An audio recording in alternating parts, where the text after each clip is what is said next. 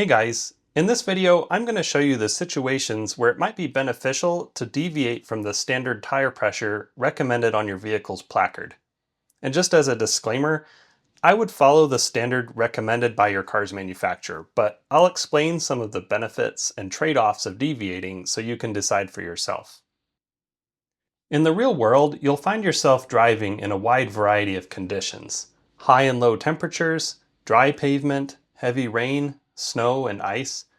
And if you're on a dirt road or an off-road situation, you'll find sand, gravel, washboard ruts, mud, and maybe even rocks or dunes.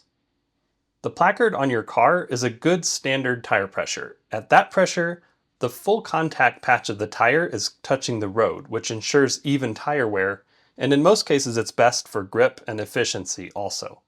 So when might you want a higher or lower tire pressure than the standard recommendation? Let's dive into it. High tire pressure.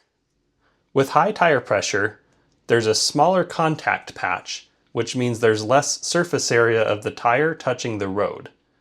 With less friction and less rolling resistance, that means you'll get better gas mileage, especially on the highway. It can also be better against hydroplaning. If you think about skipping a rock on a lake, what kind of rock is a good skipping rock? It's one that has a broad, flat surface that will glide across the water tension on the surface. If you had a round rock or a pointy, jagged rock, it's just going to break the tension of the water surface and sink. A tire works the same way. If you have a broad, flat tire, that's what happens when you hydroplane, is it's gliding across the tension of the water surface instead of breaking through to the road surface below. So high tire pressure with a smaller contact patch is less prone to hydroplaning. However, you do have less overall grip once you touch the road surface, so that's not a reason by itself to choose high tire pressure. One of the risks of an overinflated tire is there's a greater risk of puncture if you would hit a rock. But the main trade-offs are, with high tire pressure, you have less cornering grip and less braking grip. And that's because you have less contact patch touching the road. That compromises your grip in dynamic situations like cornering and braking.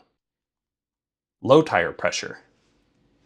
With low tire pressure, you have a wider contact patch, meaning there's more surface area of the tire touching the road. That means there's more friction and more rolling resistance, which helps with grip in snow, sand, and rocky terrains. On the other hand, there's worse highway efficiency and gas mileage. Underinflated tires have an increased risk of hydroplaning through standing water.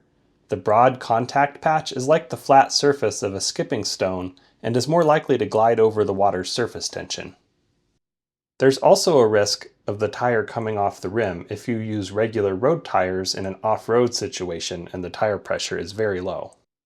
The main trade-off with low tire pressure is you have less responsive steering and cornering control. Cornering ability isn't only related to grip. Low pressure means the tire flexes first before translating your steering input to a change in direction through grip.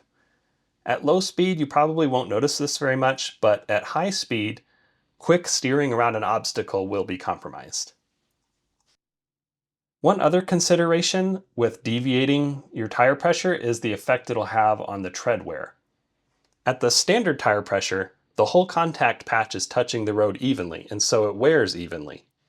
With high tire pressure, it wears out the center portion of the tread pattern faster because that's where the contact patch is. With low tire pressure, it wears out the outer wings of the tread pattern faster. And if you find that there's uneven wear from one side of the tire to the other, that could be another issue. It could be that you need to get your wheel alignment checked. To sum up, at low speeds with low grip, low tire pressure can be beneficial, while the trade-offs of worse efficiency and less responsive steering are minimized.